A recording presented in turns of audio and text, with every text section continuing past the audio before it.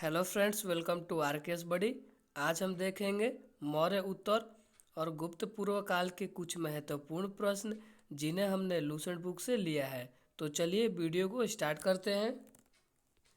तो पहला प्रश्न है, अंतिम मौर्य सम्राट वृहद्रथ की हत्या कर किसने शुंग वंश की स्थापना 185 ईस्वी पूर्व में की? आपका ऑप्शन है बिल्कुल करेक्ट हो जाएगा, पुष्यमित्र। अगला प्रश्न देखते हैं, पुष्यमित्र शुंग मौर्य सम्राट वृहद्रथ की राजकीय सेना में किस पद पर आसीन था? आपका ऑप्शन है बिल्कुल करेक्ट हो जाएगा, सेनापति के पद पर। अगला प्रश्न देखते हैं, कौरव या काड़व वंश का संस्थापक कौन था? आपका ऑप्शन है बिल्कुल करेक्ट हो जाएगा, वसुदेव। अगला प्रश्न देखते हैं, सातवाहन या आंध्र सातवाहन वंश का संस्थापक कौन था? आपका ऑप्शन है बिल्कुल करेक्ट हो जाएगा, सिमुक। अगला प्रश्न देखते हैं, सातवाहनों ने पहले स्थानीय अधिकारियों के रूप में काम किया था। आपका ऑप्शन भी बिल्कुल करेक्ट हो जाएगा, मौर्यों के अधीन। अगला प्रश्न देखते हैं, निम्नलिखित में से वह महानतम कुषाण नेता कौन था जो बौद्ध बन गया था? आपका ऑप्शन से बिल्कुल करेक्ट हो जाएगा, कनिष्क। अगला प्रश्न देखते हैं, कुषाण काल के दौरान मूर्तिकला की गांधार शैली निम्नलिखित में से किसका मिश्रण है? आपका ऑप्शन डी बिल्कुल करेक्ट हो जाएगा, भारत ग्रीक शैली। अगला प्रश्न देखते हैं, कनिष्क की राजधानी थी। आपका ऑप्शन है बिल्कुल करेक्ट हो जाएगा, पुरुषपुर। जो पुरुषपुर थी फ्रेंड्स, आपके कनिष्क की राजधानी थी। कौन? पुरुषपुर। अगला प्रश्न देखते हैं, पुरुषपुर निम्नलिखित में से किसका दूसरा नाम है? आपका ऑप्शन सी बिल्कुल करेक्ट हो जाएगा, पेशावर। पेशावर का ही दूसरा नाम आपका है पुरुषपुर। अगला प्रश्न देखते हैं, चरक किसके राज्य चिकित्सक थे?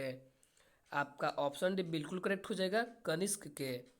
अगला प्रश्न देखते हैं, अगला प्रश्न है, तक्षशिला के प्रसिद्ध स्थल होने का कारण था? आपका ऑप्शन सी बिल्कुल करेक्ट हो जाएगा, गांधार कला। अगला प्रश्न देखते हैं, भारत में सर्वप्रथम स्वर्ण मुद्राएं किसने चलाई? आपका ऑप्शन भी बिल्कुल करेक्ट हो जाएगा, इंडो बैक्ट्रियन ने। अगला प्रश्न देखते हैं, किस संग्रहालय में कुषाण कालीन मूर्तियों का संग्रह अधिक मात्रा में है? आपका ऑप्शन है करेक्ट हो जाएगा, मथुरा संग्रहालय में आपकी कुषाण कालीन मूर्तियों का संग्रह अधिक मात्रा में है। अगला प्रश्न देखते हैं, निम्नलिखित में किसने सोने के सर्वाधिक शुद्ध सिक्के जारी किए? आपका ऑप्शन है बिल्कुल करेक्ट हो जाएगा, कुषाण। अगला प्रश्न देखते हैं, सातवाहनों के समय में मुद्रा सर्वाधिक किस धातु के बने? आपका ऑप्शन है बिल्कुल करेक्ट हो जाएगा, सीसा। अगला प्रश्न देखते हैं, निम्नलिखित में से कनिष्क के समकालीन कौन थे? आपका ऑप्शन भी करेक्ट हो जाएगा, नागार्जुन, अश्वघोष और वसुमित्र। ये तीनों जो थे फ्रेंड्स आपके कनिष्क के समकालीन थे। कौन कौन? नागार्जुन, अश्वघोष और वसुमित्र। अगला प्रश्न देखते हैं, अगला प्रश्न है, किस वंश के शासकों ने ब्राह्मणों एवं बौद्ध भिक्षुओं को कर मुक्त भूमि या गांव यानी भूमि अनुदान देने की प्रथा आरंभ की? आपका ऑप्शन है बिल्कुल करेक्ट हो जाएगा, सातवाहन। अगला प्रश्न देखते हैं, अगला प्रश्न है, भारतीय रंगमंच के यवनिका यानी पर्दा का शुभ आरंभ किसने किया? आपका ऑप्शन से बिल्कुल करेक्ट हो जाएगा, यूनानियों ने। अगला प्रश्न देखते हैं, भारतीयों के महान रेशम मार्ग सिल्क रूट किसने आरंभ किया? आपका ऑप्शन है करेक्ट हो जाएगा, कनिष्क। अगला प्रश्न देखते हैं, निम्नलिखित में से किसने बड़े पैमाने पर स्वर्ण मुद्राएं यानी सोने की मुहर चलाई थी? आपका ऑप्शन से बिल्कुल करेक्ट हो जाएगा, कुषाण शासकों ने। अगला प्रश्न देखते हैं, चरक और नागार्जुन किसके दरबार की शोभा थे? आपका ऑप्शन है करेक्ट हो जाएगा, कनिष्क। कनिष्क के जो फ्रेंड्स आपके चरक और नागार्जुन थे वो कनिष्क दरबार के शोभा थे। अगला प्रश्न देखते हैं, शक संवत का प्रारंभ किस सम्राट के शासनकाल में 78 ईस्वी से हुआ था? आपका ऑप्शन भी बिल्कुल करेक्ट हो जाएगा, कनिष्क। अगला प्रश्न देखते हैं, तक्षशिला विश्वविद्यालय स्थित था। आपका ऑप्शन है बिल्कुल करेक्ट हो जाएगा पाकिस्तान में। पाकिस्तान में आपका तक्षशिला विश्वविद्यालय स्थित है। अगला प्रश्न देखते हैं, प्राचीन काल में कलिंग का महान शासक कौन था। आपका ऑप्शन से बिल्कुल करेक्ट हो जाएगा खारवेल। खारवेल जो था आपके कलिंग का महान शासक था। अगला प्रश्न देखते हैं, अगला प्रश्न है, कुषाण काल में सबसे अधिक विकास किस क्षेत्र में हुआ था।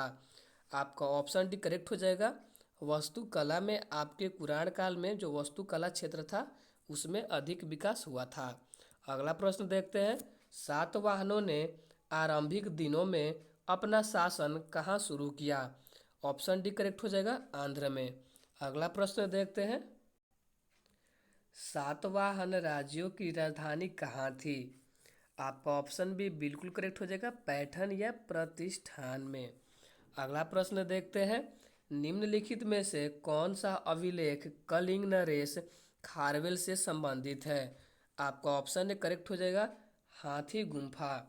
अगला प्रश्न देखते हैं, किस सातवाहन नरेश ने गाथा सप्तशती नामक महत्वपूर्ण कृति की रचना की। आपका ऑप्शन सी करेक्ट हो जाएगा हाल। अगला प्रश्न देखते हैं, अगला प्रश्न है, सातवाहन शासकों की राजकीय भाषा थी। आपका ऑप्शन भी करेक्ट हो जाएगा प्राकृत। जो सातवाहन थे, सातवाहन शासकों की आपकी ये जो राजकीय भाषा थी वो थी आपकी प्राकृत। अगला प्रश्न देखते हैं, निम्नलिखित राजवंशों पर विचार कीजिए। पहले है सातवाहन, दूसरे है गुप्त, तीसरा है शुंग, चौथा है चोल। तो इसका आपका सही उत्तर हो जाएगा ऑप्शन डी 3, 1, 2, 4। पहले होंगे आपके शुंग, उसके बाद होंगे सातवाहन, उसके बाद होंगे गुप्त और उसके बाद होंगे चोल। अगला प्रश्न देखते हैं, अगला प्रश्न है, मौर्य साम्राज्य के ध्वंस के पश्चात कई आक्रमणों की श्रृंखला रही। भारत पर सबसे पहले आक्रमण निम्नलिखित में से किसने किया। आपका ऑप्शन करेक्ट हो जाएगा बैक्ट्रियन या ग्रीक। अगला प्रश्न देखते हैं, मौर्यों के बाद दक्षिण भारत में सबसे प्रभावशाली राज्य था। आपका ऑप्शन करेक्ट हो जाएगा सातवाहन। अगला प्रश्न देखते हैं, बौद्ध की खड़ी प्रतिमा निम्न में से किस काल में बनाई गई। आपका ऑप्शन भी करेक्ट हो जाएगा कुषाण काल में। अगला प्रश्न देखते हैं, शुंग वंश के बाद किस वंश ने भारत पर राज किया। आपका ऑप्शन सी करेक्ट हो जाएगा कण्व। अगला प्रश्न देखते हैं, किस चीनी जनरल ने कनिष्क को हराया था। आपका ऑप्शन करेक्ट हो जाएगा पेन चाबो, जिसने कनिष्क को हराया था। अगला प्रश्न देखते हैं, कनिष्क बौद्ध धर्म की किस शाखा का अनुयायी था जिसका प्रसार उसने मध्य एशिया व सुदूर पूर्व में किया। आपका ऑप्शन सी करेक्ट हो जाएगा महायान। अगला प्रश्न देखते हैं, कनिष्क के शासनकाल की सर्वाधिक महत्वपूर्ण घटना कौन सी थी। आपका ऑप्शन सी करेक्ट हो जाएगा चतुर्थ बौद्ध संगीति। अगला प्रश्न देखते हैं, प्राचीन भारत का महान व्याकरण पतंजलि किसका समकालीन था। आपका ऑप्शन डी करेक्ट हो जाएगा पुष्यमित्र शुंग का। अगला प्रश्न देखते हैं, अगला प्रश्न है, सर्वप्रथम भारत में विशुद्ध संस्कृत भाषा में लंबा अभिलेख किस राजा के द्वारा जारी किया गया। आपका ऑप्शन भी करेक्ट हो जाएगा शक राजा रुद्रदमन के द्वारा। अगला प्रश्न देखते हैं, किस राजा के शासनकाल में ईसाई धर्म प्रचारक सेंट थॉमस भारत आया। आपका ऑप्शन सी करेक्ट हो जाएगा गोंदोफिरनस के। अगला प्रश्न देखते हैं, अगला प्रश्न है, किस कुषाण शासक ने सर्वप्रथम स्वर्ण मुद्राएं जारी की। आपका ऑप्शन भी करेक्ट हो जाएगा कडफिसस टू ने।